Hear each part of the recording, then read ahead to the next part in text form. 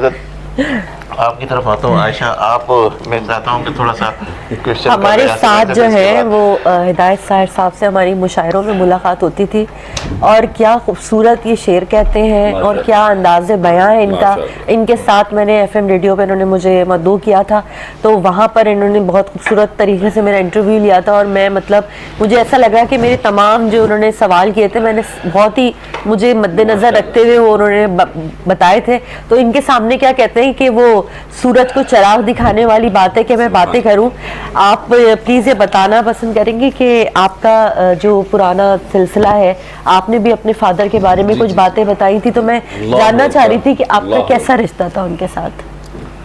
اس مالک کل خالق کل کے نام سے کہ جس نے مجھے حرف پڑھنا، سبحان اللہ، لفظ لکھنا اور بولنا سکھایا. سبحان اللہ. سب سے پہلے بہت شکریہ آپ کا. اور علامہ صاحب کی گفتگو کے بعد تو چند لمحے کے لیے ایک سکتہ ہے، سمجھ نہیں آ رہی کہ بولا کیا جائے. اس سے پہلے جہاں سے آپ نے بات شروع کی تھی نا کہ باپ رات کی تنہائی میں کسی گوشے میں جا کے روتا ہے، اسلامی پہلو تو علامہ صاحب بہت اچھے سے کریں گے. ہمارے کچھ سماجی اور نفسیاتی پہلو ہیں جنہیں ہم درگزر کرتے ہیں. ہمارے ہاں پیدا ہوتے ہی بچے کے کان میں یہ ڈالا جاتا ہے کہ مرد کو درد نہیں ہوتا. بے شک، ٹھیک ہے، بے شک اسے درد ہوتا ہے. ہاں بے شک. جیسے کہتے ہیں نا کہ جب بالکل چوٹ لگتی ہے تو پتھر بھی سزا دیتا ہے. بالکل. تو ابھی علامہ صاحب نے جو بیان کیا تو میرے خیال سے سبھی بیٹھے سب کی آنکھوں میں آنسو تھے. تو طے یہ ہوا کہ دل تو ہے، وہ مرد ہو یا عورت ہو، احساس ایک ہے جو سب میں ہوتا ہے، یکساں ہے. رہا سوال یہ کہ اس احساس کو ایک باپ اپنی شفقت سے یہ کرتا ہے کہ وہ کوشش کرتا ہے کہ وہ گھر میں اگر اس کے ذمہ سربراہی آئی ہے تو وہ پھر دوسروں کے سامنے اپنے آپ کو کمزور محسوس نہ کرے، اس لیے کہ کسی کمزور لمحے اس نے کسی کا سہارا بننا ہوتا ہے.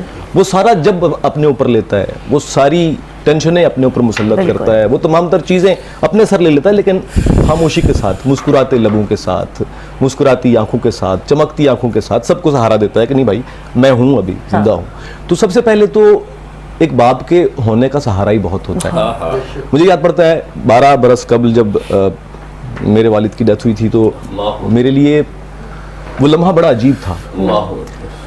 وہ لمحہ عجیب اس طرح سے تھا کہ ایک دم سے یہ سینہ تان کے چلنے والا آدمی جو ہے نا، اسے لگا کہ وہ تنہا ہو گیا، اس کے سر سے چھت چلی گئی. اور میں جو کبھی کسی لمحے کسی سے ڈرتا نہیں تھا، مجھے کبھی کوئی فکر نہیں تھی، ایک دم سے اتنی فکروں نے گھیرا کہ مجھے لگا کہ میں ایک دم کڑی دھوپ میں آ گیا. وہ کہتے ہیں نا کہ گھنا پیڑ ہے وہ جس کی گھنی چھاؤں میں دھوپ اترتی ہے تو زمین پر جیسے سینکڑوں لفظوں کے سکے سے بھر جاتا ہے.